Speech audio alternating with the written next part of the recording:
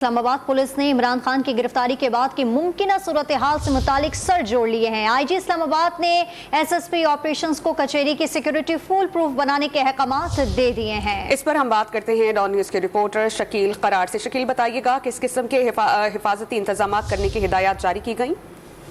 देखिए, इस हवाले से एक हफ्ता पहले भी इजलास हुआ था इस्लामाबाद पुलिस का और अब भी मुशावरत हुई है। और जो गुज़श्ता हफ्ते जुडिशल कॉम्प्लेक्स और इस्लामाबाद हाई कोर्ट में सूरत बनी थी पीटीआई कारकुनों की जानिब से, जिस पर मुकदमा दर्ज हुए, तो उसके बाद अब ये फैसला किया गया है कि पीटीआई के कारकुनों को अदालतों में दाखिल नहीं होने दिया जाएगा और उनको सख्ती से निपटा जाएगा और उसके लिए जो हर मुमकिन हिफाजती इंतजाम है उसको किया जाएगा। और इमरान खान के हवाले से भी यही कहा गया है कि उनकी 7 तारीख को पेशी है और पुलिस उनकी हिफाजत के लिए तमाम वसाइल बेकार लाएगी और सख्त से सख्त इक़दाम किए जाएंगे। और कारकुनों के लिए भी इन्होंने एसओपी तैयार कर लिया कि उनको करीब कचहरी के खासतौर पर अदालत के करीब आने की परमिशन नहीं होगी।